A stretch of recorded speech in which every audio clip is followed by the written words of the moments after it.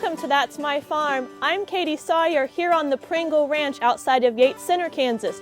Today we'll be speaking with Beth and Dave Patterson and their daughter Becky Farha about the family's cattle operation, their custom haying business, and Beth's work on the beef advocacy front. We have really evolved with the times, what the consumer wants and what she needs. So stay tuned for more That's My Farm.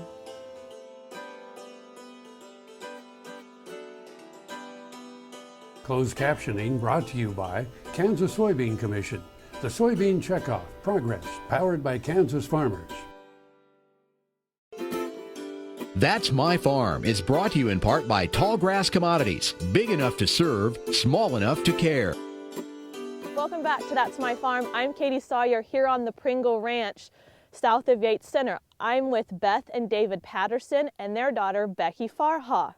Welcome, and please tell me a little bit about your ranch. You guys have a long storied history. So Beth, talk to me a little bit about your family and how this all started. In the late 1870s, my great-grandfather and his brothers came from Scotland to America, and eventually they came to this area in the latter 1880s. And they stayed here about 7 or 8 years, and then they went to Globe, Arizona area. And during that time, they would send cattle back up here to the Flint Hills to graze the native blue stem.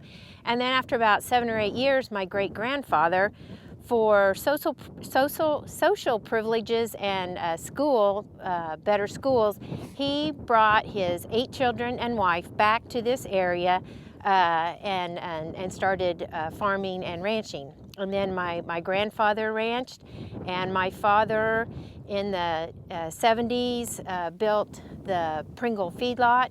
And then I came back in 1981 after working for 2 years after graduating from K-State in 79. Upon my grandfather's death, I came back and joined my father in the operation. And David, where did you fit into the picture? And talk about your past and how you joined the family. Well, I grew up in this area. My grandparents and that were big into native haying for all my life. I went to school in Moran, Kansas, and then moved back over in this area. And then Beth and I got together in the early 2000s, and then we just kind of started working together here and taking over her family operation. Wonderful, and we have the next generation still here on the farm. Becky, talk to me about your role in kind of growing up and then deciding to return back to the family operation. Oh, I grew up a little bit just helping my mom kind of on weekends. I'd go with her and open gates and ride on the back of the truck. And then graduated high school in 2004, went to Butler on a theater scholarship, had really no interest at the time in ranching or anything to do with it. Then kind of the same thing with my mom. My grandfather passed away in 2005, and that kind of led me to taking some animal science classes. Then after Butler, went to K-State, majored in animal science, graduated in 2009, kind of went off and did a few other things, and then came back December of 2009, and so I've been here ever since, just helping out. So for 5 years now, we've had 3 generations essentially on the farm, because Beth, your mother is still here and still participates kind of in some of the activities. So talk about working, in a multi-generational environment and what your family ranch and family cattle feeding operation looks like today. Well, David does all the farming. We farm about 700 acres of corn, wheat, and soybeans and put up about 500 acres of native blue stem. So that's David's department, and Becky and I help him as much as he needs us to.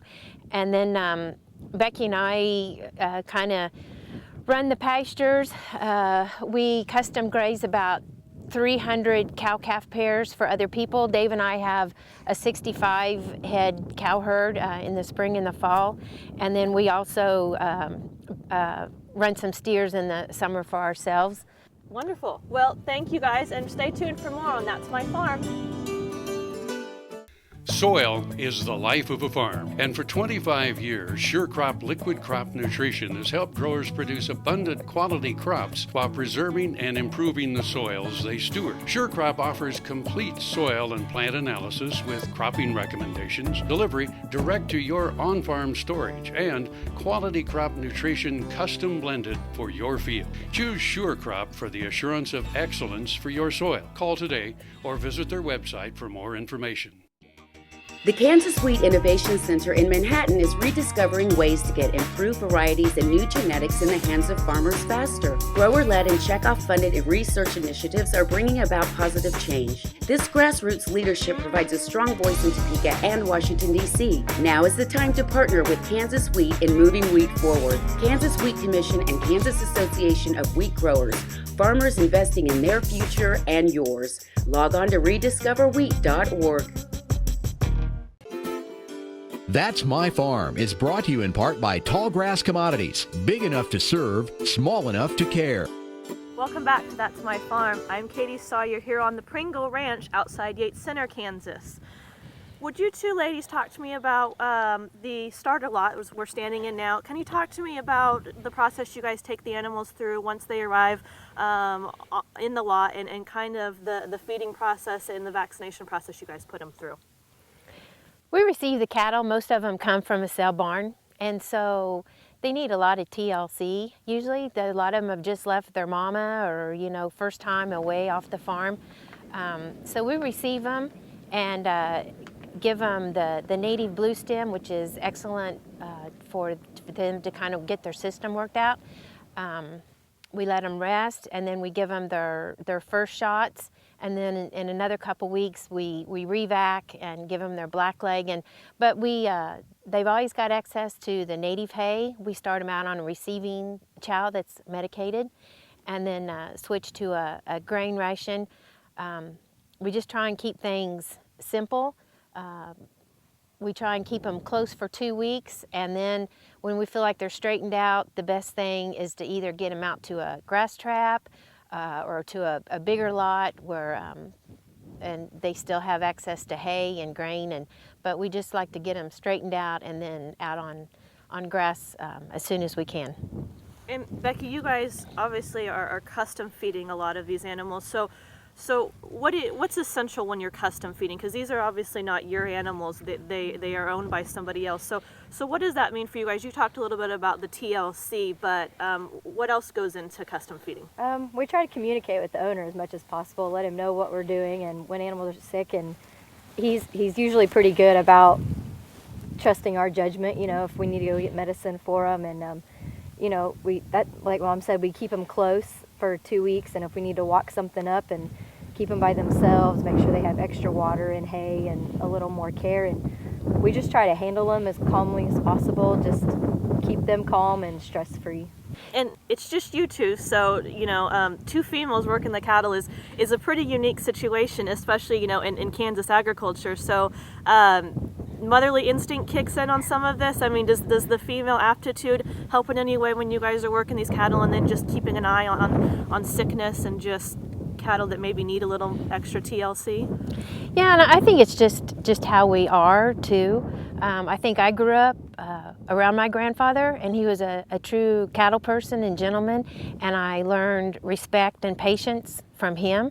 And I think years ago, that's how we handled our animals, and I grew up that way, and kind of that's how. And also, you see other people when they do, work cattle aggressively, it never works out. So you kind of learn from watching other people what works and what doesn't, and I've learned watching her what works best, and that's just calm.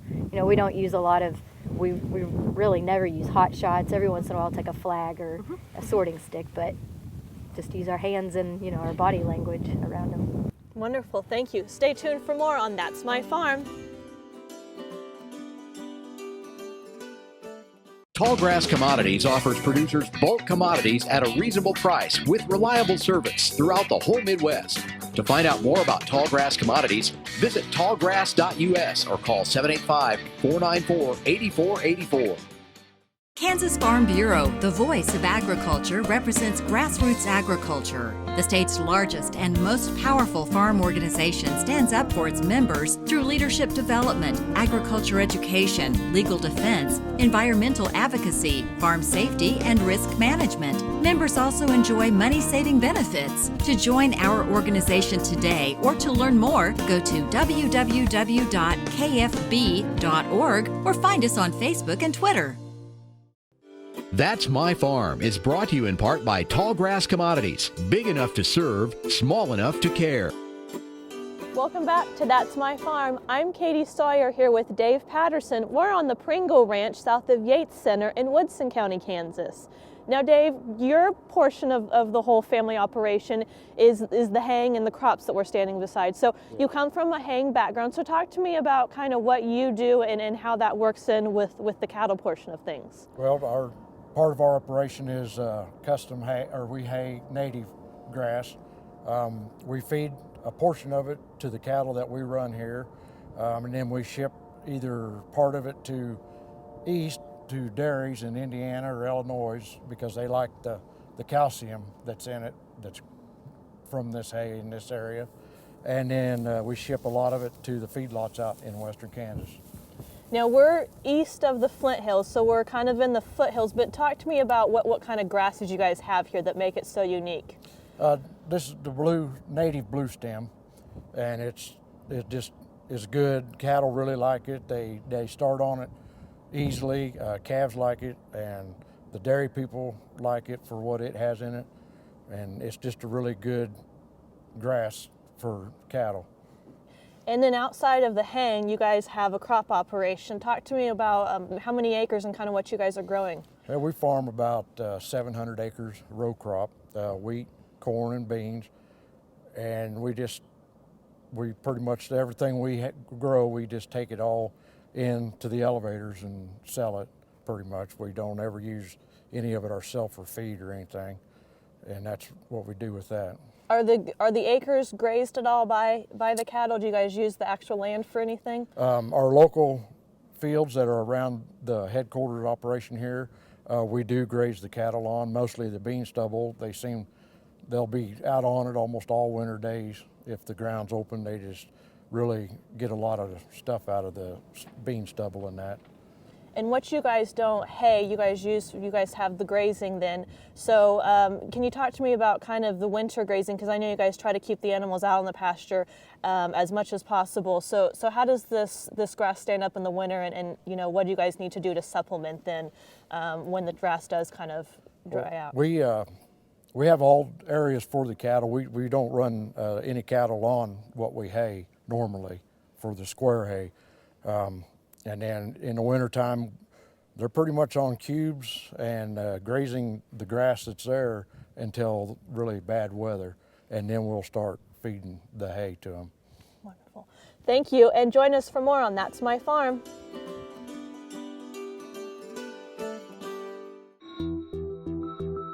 Hello, I'm Dr. Frank Lyons from Kansas Regenerative Medicine Center here in Manhattan, Kansas. Daryl was one of our patients that we did about 7 months ago. I dug trees by hand for years and years and years. In the process, I wore out my rotator cuff. But when I learned about this process, I thought if there's a way to get rid of this pain, then I want to do it. So we did it, and it worked. And I'm not going to go out and dig trees with a shovel anymore, but I can do the things that I want to do now. Well, it's been very gratifying to help people with their painful joints and other entities, and it's been especially gratifying to be able to help people who I know and have worked with and known for many years.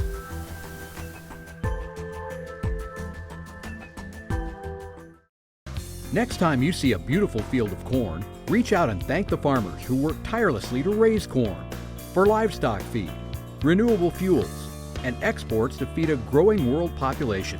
The farmers on the Kansas Corn Commission work for Kansas Corn with grower-funded checkoff dollars that support foreign and domestic market development, research, promotion, and education to expand opportunities for Kansas farmers.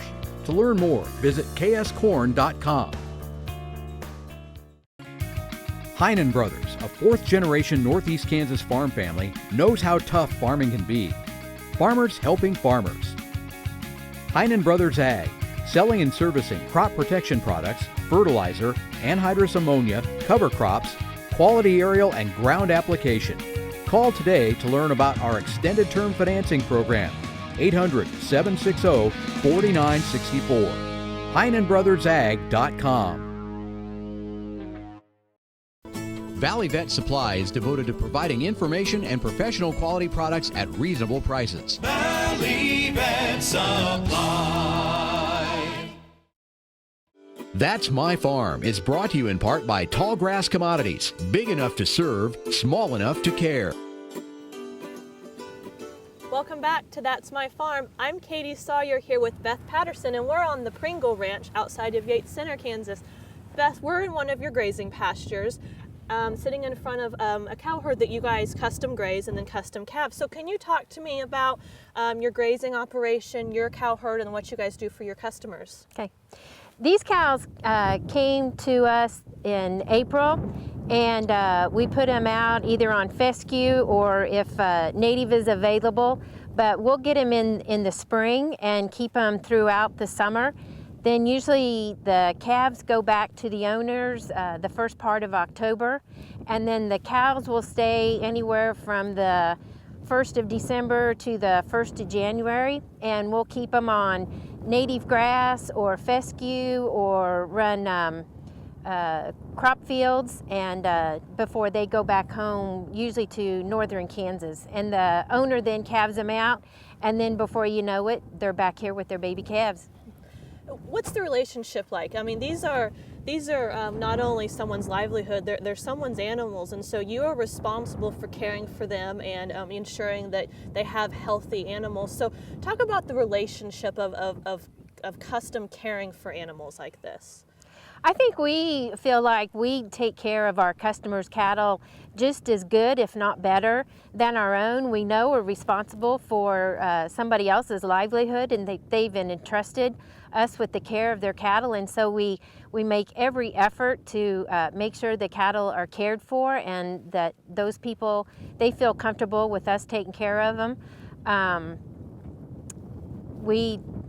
our cattle, we have spring and fall calvers, and we try and calve them out, and this grass is really good like for calving out, because that baby calf can get down in this native grass out of the wind, and it's amazing what a baby calf can endure as long as it's got, you know, the big native grass to kind of lay in.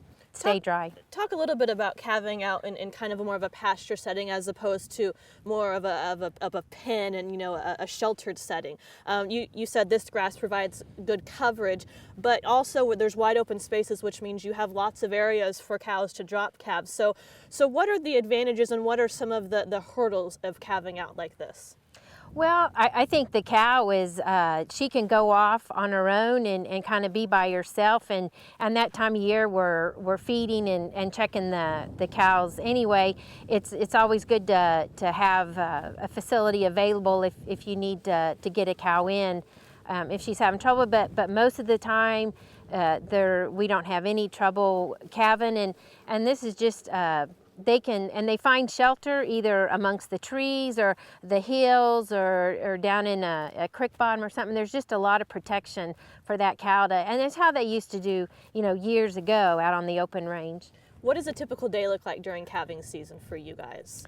Well, we'll try and feed first thing in the morning and check them and make sure they have open water if ponds are frozen, but the main thing is just to get out there and get them fed where they've got some energy, and if they need hay, and we may go back and check them again later in the day. But the main thing is just to watch them real close. Wonderful, thank you. Stay tuned for more on That's My Farm. Grain sorghum is one of the most important cereal crops worldwide, and Kansas leads the nation in its production. Over the years, sorghum has been either exported, used in animal feed domestically, or for other industrial uses. Recently, its use in the ethanol market has seen tremendous growth, with 30% of domestic sorghum typically going to ethanol production. Kansas Grain Sorghum is committed to sorghum research, market development, and education. Learn more at ksgrainsorghum.org. When your living depends on agriculture, you can depend on KFRM 550 AM. If you're in the southwest three-fourths of Kansas or the northern half of Oklahoma, catch us at 550 AM on the radio dial. But if that isn't you, listen on your cell phone at TuneIn Radio or on your computer at KFRM.com. We promise to keep you informed, entertained, and company as you go through your day. KFRM 550 AM, the voice of the plains. We would like to join your management team. Tallgrass Commodities offers producers bulk commodities at a reasonable price with reliable service throughout the whole Midwest. To find out more about Tallgrass Commodities, visit tallgrass.us or call 785-494-8484. Buying a car shouldn't be this hard. And at Brown Chevrolet Buick in Wamego, it isn't. It's actually awesome. Whether you want a new or used car or truck, Toby's team can make the deal. Even if you want to custom order a new car or truck, Toby's team can make the deal. See Toby's team at Brown Chevrolet Buick in Wamego. We're awesome. Ag Promo Source is a unique group of members with one mission: to help your ag-related business grow. Each affiliate has their own area of expertise, and they work together to bring you advice, products, and services. To get started, visit agpromosource.com. Ag Promo Source. Together we grow. To see this show and past episodes of Ag AM in Kansas, go online to agaminkansas.com. That's My Farm is brought to you in part by Tallgrass Commodities. Big enough to serve, small enough to care. Welcome back to That's My Farm. I'm Katie Sawyer. We're here with Beth Patterson in one of her grazing pastures on her farm outside of Yates Center, Kansas. Beth, in addition to caring for your animals and taking care of crop and pasture ground, you also do a lot of work outside of the farm in terms of advocacy and helping the beef industry in general. Talk to me about how you got started in those positions and kind of what you're doing now. My parents were long time advocacies in the Kansas Livestock Association and NCBA and Cattle Women. So growing up, I was always amongst that kind of in volunteerism, and then when I came back in the mid '80s, I joined KLA, and just going to the meetings and convention, and then I was asked to serve on the Stock Growers Council, and then was chair 1 year. And I just think the more involved you are, the more it means to you, and I have always said I learn probably more than I give. I know being on the Stock Growers Council, I felt like I just learned so much by being on it and visiting with the other people on it. And then I was asked to have my name put on for the Cattlemen's Beef Board and through KLA, and the Secretary of Agriculture nominated me to serve on the Cattlemen's Beef Board, and I was very honored and have really enjoyed my first year learning about the beef board, the beef checkoff, and all the things that it does. Why is it important not only to talk about what you guys do, but how it impacts with the consumers? Because on the beef board, you guys are talking a lot about the end product, the actual consumer-facing part of your business. Why is that important for you guys? Well, I think we want to educate the consumer, and if we can do it all together, it's easier than just one by one us doing it, especially with the beef checkoff. It gives us funds to educate, promote, do research, and what we've learned also, we're doing a lot of multimedia with Twitter, and we can reach the consumer that's leaving work, and she can go to an app and she can find recipes or get ideas what to fix for supper that night. So we have really evolved with the times, kept up what the consumer wants and what she needs. Wonderful. Well, thank you, Beth, for letting us spend time on your farm and ranch today. And thank you guys for joining us on That's My Farm.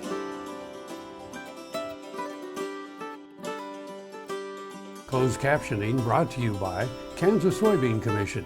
The Soybean Checkoff Progress, powered by Kansas farmers.